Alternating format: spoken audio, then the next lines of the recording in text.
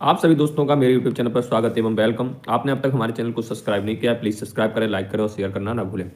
आज हम आपके लिए काफ़ी महत्वपूर्ण टॉपिक जिसका नाम है महत्वपूर्ण अनुच्छेद, है ना। अनुच्छेद से संबंधित हम आर्टिकल जितने भी हैं, हमारे जितने भी अनुच्छेद हैं, आर्टिकल हैं, उन पर हम चर्चा करेंगे। इसकी हमने पहली पार्ट्स बना दिया है, अब हम आज बात करेंगे दूसरे पार्ट की।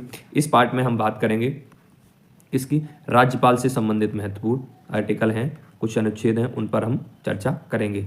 ठीक है बच्चा।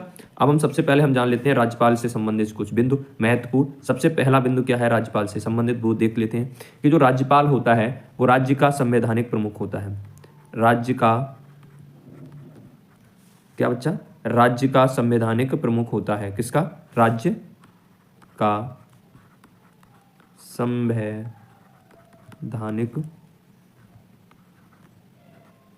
संवैधानिक प्रमुख होता है। इतनी बात आप जान गए। दूसरा बिंदु, जिस तरीके से केंद्र में कार्यपालिका का प्रमुख राष्ट्रपति होता है, उसी तरीके से राज्य में, किसके अंदर बच्चा? राज्य में कार्यपालिका का जो प्रमुख होता है वो कौन होता है? कार्यपालिका का जो प्रमुख होता है वो बच्चा प्रमुख कौन होता है? राज्यपाल होता है। इसको हम राज्य का प्रथम व्यक्ति होता है।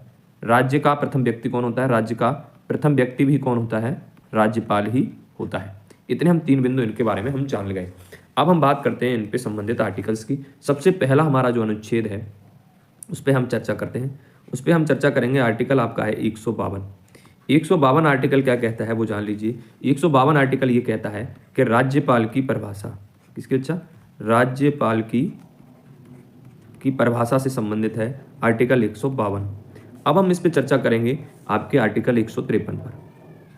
आर्टिकल 153 क्या कहता है वो जान लीजिए। आर्टिकल 153 कहता है कि राज्यों के लिए एक राज्यपाल होगा। किसके लिए? राज्यों के लिए क्या होगा? राज्यपाल होगा। अब ये बात कही गई थी। उसके बाद क्या हुआ? आपका 7वां संविधान संशोधन हुआ। कौन सा बच्चा? 7वां संविधान संशोधन। और आपका 7वां संविधान संशोधन हुआ कब बच्चा? ये आपका हुआ 1956 ईस्वी में। 1956 ईस्वी में 7वां संविधान संशोधन हुआ। इस 1956 में 7वें संविधान संशोधन में क्या कहा गया वो आप जान लीजिए। 7वें संविधान संशोधन में कहा गया कि एक व्यक्ति, कौन बच्चा? एक व्यक्ति एक से अधिक राज्यों का राज्यपाल बन सकता है। ये हमने 7वें संविधान संशोधन 1956 में कहा। पहले 153 में क्या लिखा था कि राज्यों के लिए राज्यपाल होगा। फिर हमने 7वां संविधान संशोधन किया, उसमें लिख दिया 1956 में कि एक व्यक्ति एक से अधिक राज्यों के लिए राज्यपाल बन सकता है ना। अब जैसे उत्तर प्रदेश का राज्यपाल है कोई व्यक्ति, तो वो मध्य प्रदेश का भी राज्य का राज्यपाल बन सकता है। इतनी बात आप समझ गए? ठीक है। अब हम देख लेते हैं अपने नेक्स्ट आर्टिकल पे चलते हैं। अब हम देखते हैं आर्टिकल नंबर आपका है कौन सा? 154, अनुच्छेद 154, 154। अब 154 आर्टिकल में क्या लिखा गया है वो आप देख लीजिए। 154 में लिखा है राज्यपाल की किसके बारे में? शक्तियों के बारे में लिखा गया है कि राज्यपाल के पास क्या होंगी बच्चा? शक्तियां होंगी। तो राज्यपाल के पास निम्न शक्तियां हो सकती हैं, जैसे एक तो उनके पास होती है विधायी शक्ति, विधायी या कानूनी शक्ति। एक तो उनके पास होती है विधायी शक्तियां होती हैं कुछ। उनके पास क्या होती है? क्षमादान शक्ति होती है, क्षमादान शक्ति। उनके पास कुछ प्रशासनिक शक्ति भी होती हैं।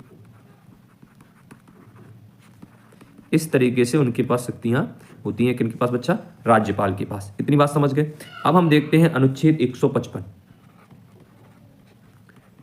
अनुच्छेद 155 क्या कहता है? अनुच्छेद 155 कहता है कि जो राज्यपाल होता है उसकी नियुक्ति राज्यपाल की नियुक्ति से संबंधित है। अब राज्यपाल की नियुक्ति कौन करता है? तो जो राज्यपाल होता है उसकी नियुक्ति कौन करता है? राष्ट्रपति करता है। किसकी? प्रधानमंत्री या सरकार की सलाह पर। प्रधानमंत्री या यहाँ पे लिख सकते हैं सरकार की सलाह पर। ठीक है बच्चा। अब हम बात करेंगे किसकी? आर्टिकल 161 की। आर्टिकल 161 क्या कह रहा है? आर्टिकल 161 कहता है क्या? क्षमादान की शक्ति, मतलब कि जो क्षमादान की शक्ति होती है उसका वर्णन किस में किया गया है? आर्टिकल 161 में राज्यपाल की जो जमानत की शक्ति है वो किस आर्टिकल में वर्णन किया गया है? आर्टिकल 161 में उसका वर्णन किया गया है। अब हम आगे कुछ आर्टिकल्स देखते हैं ना। मंत्रिपरिषद से संबंधित आर्टिकल क्या क्या है? राज्य के मंत्रिपरिषद से संबंधित, केंद्र का मंत्रिपरिषद से संबंधित हम पढ़ चुके हैं। अब हम राज्य के मंत्रिपरिषद से संबंधित आर्टिकल के बारे में पढ़ेंगे। हमने अलग अलग भागों में विभाजित किया है आर्टिकल्स को। कौन सा आर्टिकल है? अनुच्छेद 163। अनुच्छेद 163। अब अनुच्छेद 163 क्या कहता है कि मंत्रिपरिषद की व्यवस्था होगी, मतलब एक मंत्रिपरिषद होगा। अनुच्छेद 163 में लिखा गया है कि क्या होगा? एक मंत्रिपरिषद होगा। और क्यों होगा? वह राज्यपाल की, किसकी? राज्यपाल की सहायता के लिए एक मंत्रिपरिषद का गठन किया जाएगा। वो किसकी सहायता के लिए? राज्यपाल की सहायता के लिए। इतनी बात आप समझ गए। अब हम बात करेंगे अनुच्छेद आपके 164 आर्टिकल 164 की। आर्टिकल 164 में क्या लिखा गया है कि मुख्यमंत्री की नियुक्ति किसकी? सीएम की। केंद्र में किसकी नियुक्ति हो रही थी? प्रधानमंत्री की। यहां पर किसकी नियुक्ति हो रही है? राज्य में मुख्यमंत्री की नियुक्ति कौन कर रहा है बच्चा? राज्यपाल कर रहा है। कौन कर रहा है? राज्यपाल के द्वारा की जाएगी। और केंद्र में प्रधानमंत्री की नियुक्ति कौन कर रहा था? राष्ट्रपति कर रहा था। इतनी बात आप समझ गए, है ना। यहां पर आप देख रहे होंगे कि मुख्यमंत्री की नियुक्ति कौन कर रहा है? राज्यपाल। इसी तरीके से केंद्र में प्रधानमंत्री की नियुक्ति कौन कर रहा था? वहां पर राष्ट्रपति कर रहा था। अब हम बात करेंगे अनुच्छेद 165। 165। अब 165 आर्टिकल क्या कहता है कि एक महाधिवक्ता होगा। महाधिवक्ता होगा। जिस तरीके से केंद्र में महान्यायवादी होता है आर्टिकल 76 के तहत, उसी तरीके से राज्य में 165 आर्टिकल के तहत कौन होगा? महाधिवक्ता हो। और ये जो महाधिवक्ता होता है वो कौन होता है बच्चा? ये राज्य का एक विधि अधिकारी होता है। राज्य का विधि या कानूनी अधिकारी होता है। विधि अधिकारी होता है। राज्य का क्या होता है बच्चा? ये विधि अधिकारी होता है ना। अब हम बात करते हैं अगले आर्टिकल की, अनुच्छेद 168 की। उससे पहले हम थोड़ा कुछ जान लेते हैं। सबसे पहले हम जानते हैं राज्य विधानमंडल। कौन बच्चा? राज्य विधानमंडल। अब ये राज्य जो विधानमंडल मैंने हेडिंग डाली है, ये क्या है? तो जिस तरीके से केंद्र में क्या होता है? संसद होती है, उसके 3 अंग होते हैं, राष्ट्रपति, लोकसभा और राज्यसभा। उसी तरीके से राज्य विधानमंडल में भी 3 अंग होते हैं। कौन कौन से वो देख लीजिए। आपका सबसे पहले होता है कौन? राज्यपाल। कौन होता है बच्चा? राज्यपाल। दूसरा होती है विधानसभा। विधानसभा। और तीसरी होती है, इसमें तीसरा अंक होता है विधान परिषद। अब थोड़ा जल्दबाजी मत करिएगा, आराम से ध्यान से समझिएगा, है ना। थोड़ा आराम से समझिएगा। हमने यहाँ पे ये तो आपको बताया कि जिस तरीके से केंद्र में संसद होती है उसके 3 अंग होते हैं। कौन? सबसे पहले राष्ट्रपति, फिर लोकसभा, फिर राज्यसभा। उसी तरीके से मैंने कहा कि राज्य विधानमंडल या राज्य के लिए 3 अंग होते हैं। राज्य विधानमंडल के राज्यपाल, विधानसभा और विधान परिषद। यहाँ पर एक चीज समझने की योग्य है कि राज्यपाल प्रत्येक राज्य में कंपलसरी है। विधानसभा भी प्रत्येक राज्य में होनी चाहिए अगर वो राज्य है तो।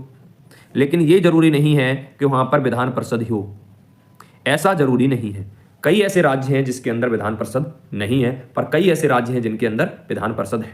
जैसे हम बात करें एग्जाम्पल, आपके उत्तर प्रदेश अगर राज्य ले लें तो उसके अंदर विधानसभा भी है, विधान परिषद भी है, राज्यपाल भी है। लेकिन कई ऐसे राज्य हैं जिनके अंदर क्या है? आपका विधान परिषद नहीं है। ठीक है, इतनी बात समझ गए। अब हम चलते हैं अपने अगले आर्टिकल। अगला आर्टिकल है अनुच्छेद कौन सा? 168। अनुच्छेद 168। आर्टिकल 168 क्या कह रहा है वो जान लीजिए कि एक विधानमंडल होगा। अभी अभी मैंने आपको समझाया था, क्या होगा बच्चा? एक विधानमंडल होगा। अभी अभी मैंने आपको समझा दिया। उसके बाद हम बात करेंगे आर्टिकल अनुच्छेद 169। आर्टिकल 169 क्या कहता है? वो ये कहता है कि विधान परिषद का गठन, 169 में क्या है? विधान परिषद का गठन किस आर्टिकल के तहत होगा? 169 के तहत। विघटन किस आर्टिकल के तहत होगा? ये भी 169 के तहत होगा। और उसका विस्तार ये भी किसके तहत होगा? विधान परिषद का, वो भी आपका 169 आर्टिकल के तहत होगा। इसमें यह कहा गया है कि किसी भी राज्य में अगर विधान परिषद का गठन होना है वो किस आर्टिकल के तहत होना है? 169 के तहत। अगर किसी राज्य में विधान परिषद है और उसको विघटित करना है, उसको समाप्त करना है, तो किस आर्टिकल के तहत बच्चा? ये भी आपके 169 के तहत। अगर उसका विस्तार करना है वो भी किस आर्टिकल के तहत बच्चा, 169 के तहत। अब हम बात करेंगे अनुच्छेद 170 की। अनुच्छेद 170 क्या कहता है वो जान लीजिए, उस पर थोड़ा चर्चा कर लेते हैं। अनुच्छेद क्या कहता है 170, विधान परिषद की संरचना। विधान परिषद, वो सॉरी यहाँ पे विधान परिषद नहीं है, थोड़ा सा मिस्टेक हुआ है, यहाँ पे विधान परिषद नहीं है, 170 में है विधानसभा की संरचना। विधानसभा की संरचना। अब विधानसभा की संरचना होनी चाहिए किस आर्टिकल के तहत, 170 के तहत। विधानसभा की संरचना क्या है बच्चा, इसके अंदर कुल कितने मेंबर्स होंगे, है ना, उसके अंदर इसमें एक विधानसभा अध्यक्ष होता है, किस तरीके से उसकी संरचना होगी, उसका गठन होगा, इसके बारे में चर्चा की गई है आर्टिकल 170 में। अब हम बात करेंगे आर्टिकल अनुच्छेद 171। अब आपका अनुच्छेद 171 क्या कहता है वो जान लीजिए। 171 कहता है कि विधानसभा नहीं बच्चा, यहाँ पर विधान परिषद। 171 आर्टिकल में क्या है, विधान परिषद, है ना, विधान परिषद की संरचना के बारे में कहा गया है। जिस राज्य के अंदर विधान परिषद होगी उसके अंदर विधानसभा की क्या संरचना होगी उसके बारे में इस आर्टिकल में चर्चा की गई है ना। अब हम बात करेंगे इससे संबंधित हाई कोर्ट या उच्च न्यायालय से संबंधित, HC।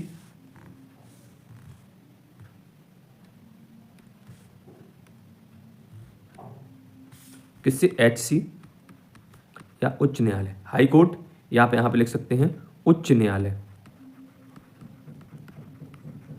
क्या बच्चा, हाई कोर्ट या उच्च न्यायालय से संबंधित जितने भी महत्वपूर्ण आर्टिकल हैं उन पर हम चर्चा करेंगे।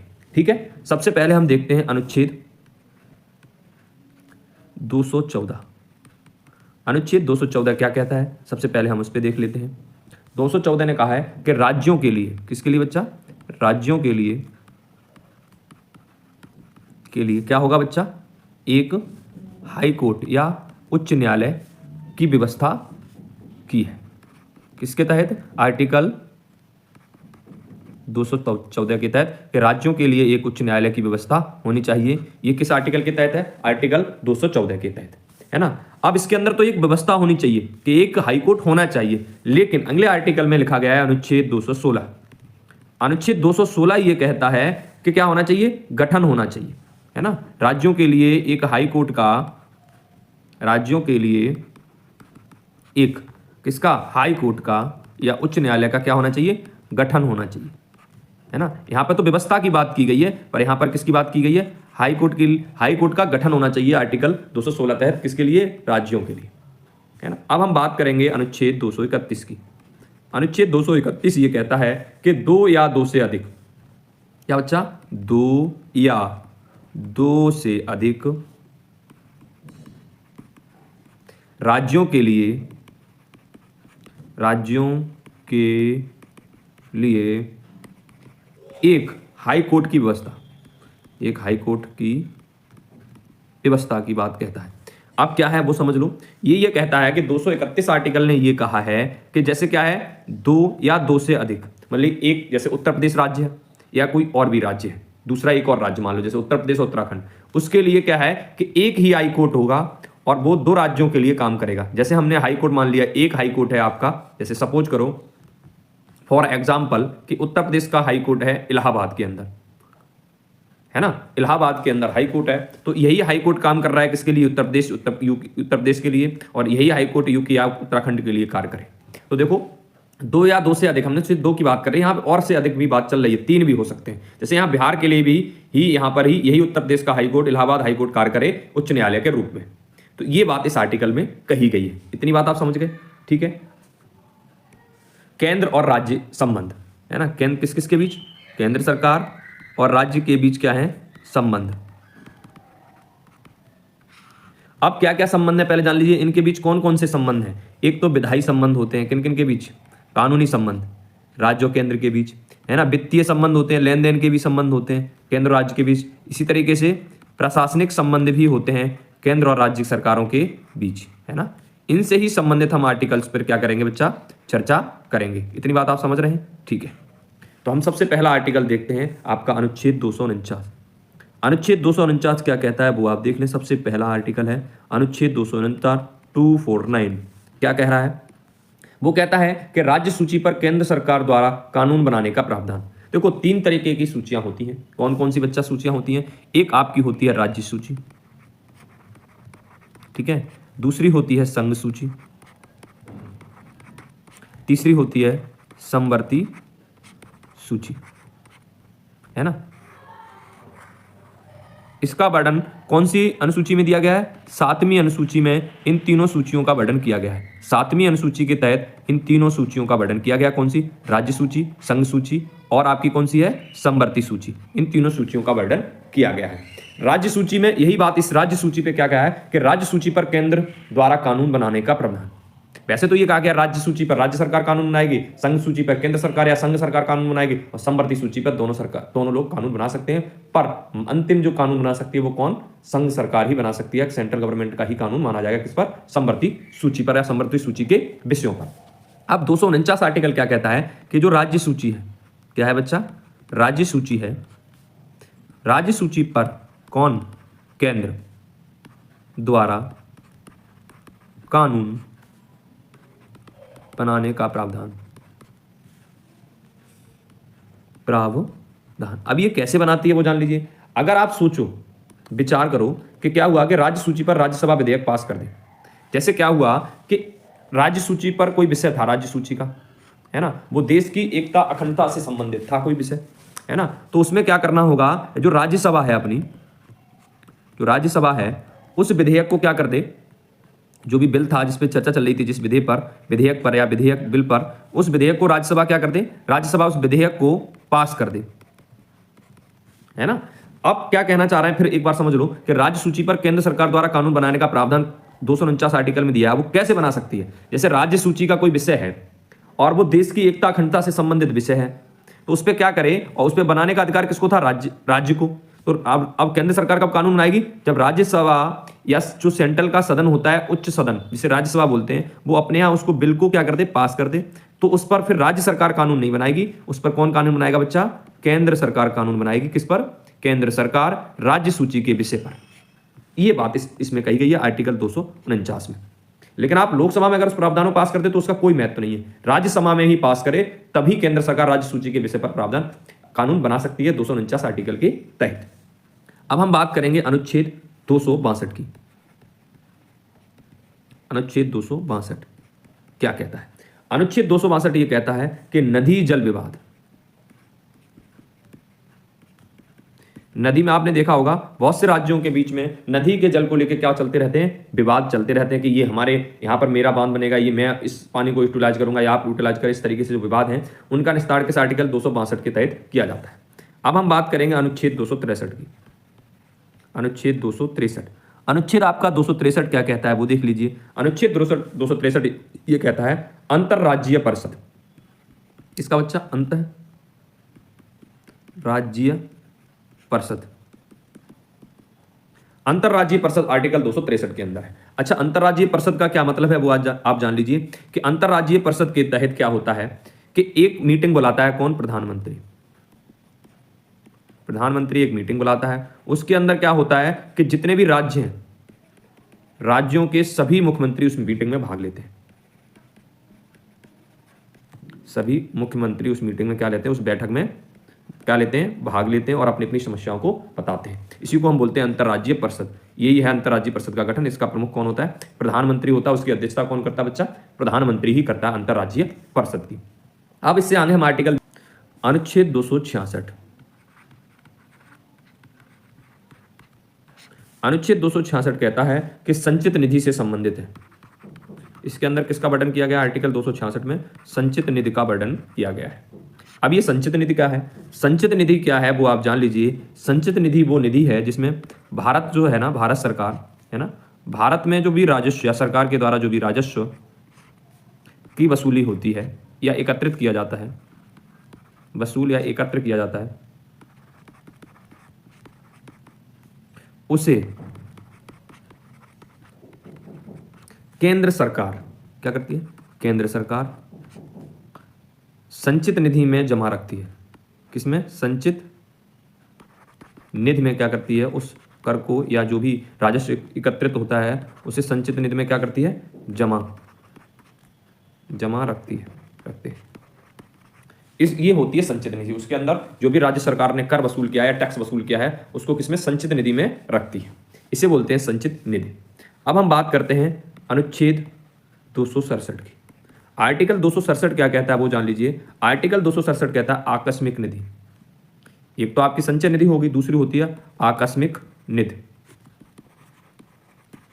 अब ये आकस्मिक निधि क्या होती है? ये आकस्मिक निधि वो निधि होती है, इसके अंदर क्या करता है, सरकार कुछ पैसे को रखती है, जब आवश्यकता, बहुत अधिक आवश्यकता पड़ने पर इस निधि का प्रयोग किया जाता है। इसको बोलते हैं हम आकस्मिक निधि। अब हम बात करते हैं नेक्स्ट आर्टिकल्स की। आर्टिकल 280, अनुच्छेद 280 क्या कहता है वो देख लें। अनुच्छेद 280 ये कहता है कि वित्तीय आयोग किसका गठन किया जाएगा? एक वित्तीय आयोग होगा। यह आर्टिकल किसके अंदर है? 280 के अंदर है। अब वित्त आयोग का कार्य क्या होता है वो आप जान लीजिए। वित्त आयोग का कार्य होता है राज्य और केंद्र के बीच करों का विभाजन करना। राज्य और केंद्र के बीच करों का विभाजन करना, ये किसका कार्य है बच्चा? वित्त आयोग का कार्य है। वित्त आयोग ये कार्य करता है। अनुच्छेद 312 में लिखा गया है कि अखिल भारतीय सेवाएं, अखिल भारतीय सेवाओं का वर्णन किया गया है आर्टिकल 312 में। अगर आपसे कोई ये पूछे कि अखिल भारतीय सेवाएं कितनी होती हैं या कौन कौन सी होती हैं, तो सबसे पहली होती है आईएएस, दूसरी होती है आईपीएस, तीसरी होती है आईएफएस, सॉरी यहाँ पे एफ होगा, आईएफएस, ठीक है। ये 3 अखिल भारतीय सेवाएं होती हैं। अगर इनके बारे में जाने, इसको बोलते हैं इंडियन एडमिनिस्ट्रेटिव सर्विस, इसको बोलते हैं इंडियन पुलिस सर्विस, इसको बोलते हैं इंडियन फॉरेस्ट सर्विस। ये 3 तरीके की सेवाएं होती हैं, है ना। प्रशासनिक सेवा होती है, ये होती है पुलिस, और ये होती है वन, है ना। इस तरीके से, और एक और होता है आपके पास आईएफएस, ये होती है कौन सी? विदेशी या फॉरेन सेवा। ये आपकी एक अखिल भारतीय सेवा नहीं है, लेकिन ये तीनों क्या हैं? अखिल भारतीय सेवा हैं। प्रश्न पूछा जाता है कि इनमें से कौन सी अखिल भारतीय सेवा नहीं है, तो आईएफएस जो वन या विदेशी, वन वाली तो है अखिल भारतीय सेवा, यहाँ पर वन शब्द, फॉरेस्ट वाली, लेकिन फॉरेन विदेश वाली जो फॉरेन वाली है वो अखिल भारतीय सेवा नहीं है। अब हम बात करें अनुच्छेद 315 की। अनुच्छेद 315 क्या कहता है? इसमें वर्णन किया गया है, संघ लोक सेवा आयोग का वर्णन किया गया है। संघ लोक सेवा आयोग का वर्णन किया गया है, जिसे हम बोलते हैं UPSC, union public service commission. ये जो यूनियन पब्लिक सर्विस कमीशन है, ये आपके इसकी अखिल भारतीय सेवाएं होती हैं, जैसे आईएएस, आईपीएस, आईएफएस, इनको क्या करती है? इनकी परीक्षाओं को कंडक्ट करती है या इनको चुनने का काम करती है ना। उसके बाद अब हम चर्चा करेंगे किस पर? निर्वाचन आयोग पर। निर्वाचन आयोग पर हम चर्चा करेंगे। अगर आपसे कोई ये पूछे कि निर्वाचन आयोग का गठन कब हुआ था, तो आप बता सकते हैं 25 जनवरी 1950 को निर्वाचन आयोग का गठन किया गया था, है ना। अब इसके लिए कौन सा आर्टिकल है निर्वाचन आयोग के लिए? तो अनुच्छेद 324 के अंदर निर्वाचन आयोग के बारे में बताया गया है। तो इसमें क्या लिखा है कि भारत का क्या होगा? भारत का एक क्या होगा? निर्वाचन आयोग होगा, आयोग होगा। ये किस आर्टिकल में लिखा गया है? अनुच्छेद 324 में लिखा गया है कि भारत का एक निर्वाचन आयोग होगा। आपका एससी, शेड्यूल कास्ट, अनुसूचित जाति, एसटी, है ना, अनुसूचित जनजाति, अंगल भारतीय, इनसे संबंधित जो भी आर्टिकल्स हैं उन पर हम क्या करेंगे बच्चा? चर्चा करेंगे। सबसे पहला आपका आर्टिकल है अनुच्छेद 330। आर्टिकल 330 ये कहता है कि जो लोकसभा है अपनी केंद्र में, लोकसभा के अंदर या लोकसभा में आरक्षण की बात करता है, लोकसभा के अंदर आरक्षण की बात करता है किसके किसके? एससी और एसटी की सीटों की बात करता है, रिजर्वेशन की, आरक्षण की बात करता है। कौन सा आर्टिकल? 330। इसके बाद हम बात करेंगे अनुच्छेद 332 क्या कहता है? एक छोड़ने का, 31 को छोड़ दो, हम किसकी बात करेंगे? 32 की। 32 के अंदर अभी तो एससी एसटी के किसमें? लोकसभा के अंदर आरक्षण की बात करता है, किसमें कितनी सीटें आरक्षित होंगी? एससी और एसटी की। ये अनुच्छेद 330 कहता है।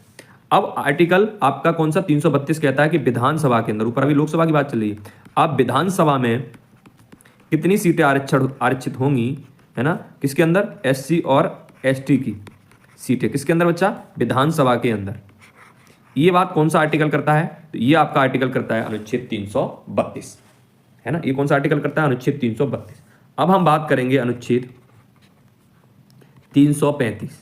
आर्टिकल 335 क्या कहता है वो जान लीजिए कि जो सेवाएं हैं, सेवाओं में, है ना, जो सरकारी पद होते हैं, नौकरियां, उनमें, सेवाओं, पदों में, है ना, और विशेष प्रावधान,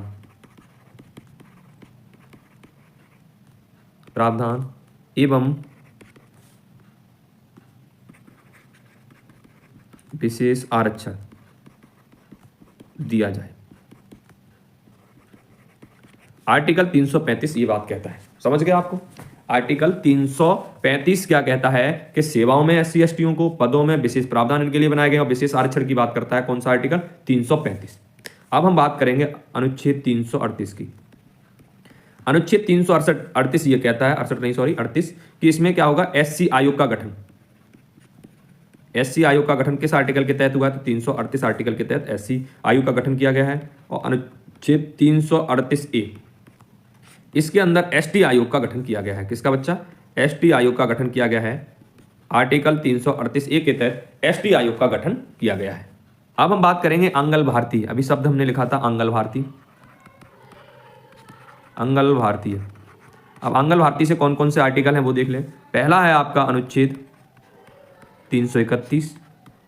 331 में बताया गया है कि लोकसभा में अंगल भारतीय आरक्षित सीट की गई। किसके अंदर? लोकसभा में अंगल भारतीय आरक्षित सीट या आरक्षित सीट है, आरक्षण दिया गया है सीटों में, ठीक है। उसी तरीके से अनुच्छेद 333 में भी, किसमें? 333 में क्या? विधानसभा के अंदर, विधान सभाओं में एक मतलब अंगल भारतीयों की को आरक्षण दिया गया है। को क्या दिया गया? आरक्षण दिया गया है। इतनी बात आप लोग समझ गए होंगे, ठीक है बच्चा। अब हम बात करेंगे अनुच्छेद 340 की। अनुच्छेद 340 क्या कहता है वो देख लीजिए। अनुच्छेद 340 के अंदर किसका गठन किया गया है? तो उसके अंदर पिछड़ा वर्ग आयोग, जिसे ओबीसी आयोग का गठन किया गया है। 340 में किसका गठन किया गया है? ओबीसी आयोग का गठन किया गया है। अब हम बात करेंगे राजभाषा से संबंधित आर्टिकल। जो अपनी राजभाषा है उससे संबंधित आर्टिकल कौन सा है? तो इससे संबंधित आपका आर्टिकल है अनुच्छेद 343 आर्टिकल है राजभाषा से संबंधित। इसमें क्या कहा गया है कि भारत की क्या होगी? एक राजभाषा होगी। भारत की क्या होगी? राजभाषा होगी। अगर हम बात करें कि भारत की राजभाषा क्या है, तो भारत की जो राजभाषा है वो क्या है बच्चा? हिंदी है, सिर्फ देश की राजभाषा। और अगर लिपि की बात करें तो भारत की लिपि क्या है? तो वो है देवनागरी, देवनागरी लिपि है। आपात उपबंध। अब आपात उपबंध कौन कौन से, उनके आर्टिकल देख लीजिए। सबसे पहला आर्टिकल है अनुच्छेद 352। कौन सा बच्चा? 352। अब 352 आर्टिकल क्या कहता है? राष्ट्रीय आपात से संबंधित है। किससे बच्चा? राष्ट्रीय आपात से संबंधित है। अब राष्ट्रीय आपात क्या होता है? राष्ट्रीय आपात कब लगती है वो जान लीजिए। राष्ट्रीय आपात जब लगती है जब देश पर क्या हो? बाह्य आक्रमण हो, या बाहरी रूप से क्या हो? बाह्य आक्रमण हो, तब राष्ट्रीय आपातकाल की घोषणा की जाती है। या किस पर? सत्र विद्रोह हो। सत्र विद्रोह अगर हो जाए, सशस्त्र विद्रोह हो, तब राष्ट्रीय आपातकाल की घोषणा की जाती है। तब भारत में राष्ट्रीय आपातकाल लगाया जाता है। अब हम बात करें अनुच्छेद 356 की। 356 जो आर्टिकल है उसके अंदर क्या है? राष्ट्रपति शासन। ये कौन सा? राष्ट्रपति शासन। आपने सुना होगा कि कई ऐसे राज्य होते हैं जिनमें राष्ट्रपति शासन लगाया जा सकता है, फिर सरकार उनमें कार्य नहीं करती, उनको भंग करके राष्ट्रपति उस पर अपना अधिकार कर लेता है और राष्ट्रपति उस पर शासन करता है। ये किस दिशा में होता है? कैसे, कब लगाया जा सकता है? ये जब लगाया जा सकता है किसी राज्य की व्यवस्था विखंडित हो जाए। किसी राज्य की क्या हो जाए? किसी राज्य की संवैधानिक व्यवस्था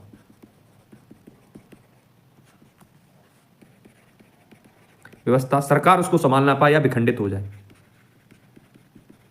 विखंडित हो जाए, तो यहां पर क्या लगा दिया जाता है? राष्ट्रपति शासन लागू कर दिया जाता है। आपका एक और आपात है, वो हम यहां पर लिख देते हैं। कौन सा है वो आप जान लीजिए। आपका है अनुच्छेद 360 आर्टिकल। इसके अंदर होता है वित्तीय आपात। कौन सा होता है? वित्तीय आपातकाल। वित्तीय आपातकाल।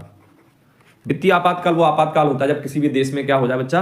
क्राइसिस हो जाए, इकोनॉमिक क्राइसिस हो जाए, आर्थिक रूप से बहुत ज्यादा देश में विपत्ति आ जाए, उसको बोलते हैं वित्तीय आपातकाल। है ना। वित्तीय आपातकाल अब तक भारत में कितनी बार लगा, अगर आपसे कई बार ये प्रश्न पूछा जा चुका है, तो भारत के अंदर जो वित्तीय आपातकाल अब तक कितनी बार लगा है, 0 बार लगा है। अब तक एक भी बार नहीं लगा, एक भी बार वित्तीय आपातकाल नहीं लगा है ना। किससे, संविधान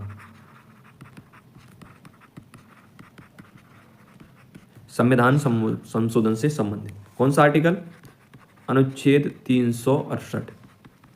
आर्टिकल 368 क्या कहता है कि संविधान संशोधन की प्रक्रिया का वर्णन किया गया है कि किसी भी भारत के संविधान में कैसे संशोधन होगा, तो कौन सी प्रक्रिया होनी चाहिए संविधान में संशोधन करने के लिए, कौन सी प्रक्रिया, उसका वर्णन किया गया है संविधान संशोधन की प्रक्रिया। ये किस आर्टिकल में, अनुच्छेद 368 में दिया गया है। ये जो प्रावधान है वो हमने कहाँ से लिया है, तो हमने ये प्रावधान लिया था अफ्रीका देश से। संविधान में संशोधन करने का प्रावधान हमने कैसे लिया, अफ्रीका देश से लिया है। इतनी भी आप बात जान लीजिए। अच्छा, संविधान संशोधन करने की 3 विधियां हैं, कि प्रक्रिया कितनी है, 3 प्रक्रिया है, 3 प्रक्रिया है ना। संविधान संशोधन की कितनी प्रक्रिया है बच्चा, 3। कौन कौन सी, एक तो साधारण विधेयक के द्वारा हम संविधान संशोधन कर सकते हैं, साधारण विधेयक के द्वारा। अब ये साधारण विधेयक क्या है, ये है कि जितने भी मेंबर्स हैं उनका 1/2 सदस्यों से क्या हो जाए, पास कर दिया जाए, तो साधारण विधेयक इसको बोलते हैं। दूसरी क्या होता है कि 2/3 बहुमत, 2/3 सदस्यों का क्या हो बच्चा, बहुमत हो, तो संविधान संशोधन हो सकता है। दूसरा 2/3 सदस्यों का बहुमत प्लस राज्यों का भी समर्थन होना चाहिए। इनका, राज्यों का भी समर्थन। इस तरीके से हम क्या कर सकते हैं, संविधान संशोधन कर सकते हैं, है ना। इसको अगर डिटेल्स से पढ़ना है तो हम इसके लिए अलग से वीडियो बना सकते हैं, आप कमेंट बॉक्स में इसके बारे में पूछ सकते हैं। हम एक एक चीज आपको साधारण बहुमत में, है ना, 2/3 बहुमत पास होने पर 2/3 बहुमत प्लस राज्यों के समर्थन, एक एक चीज हम विस्तृत इस पर चर्चा कर सकते हैं। अगर आपको हमारी ये क्लास पसंद आई हो तो प्लीज हमारे चैनल को सब्सक्राइब करें, साथ में दोस्तों के साथ शेयर अवश्य करें और लाइक करना ना भूलें। जय हिंद, जय भारत।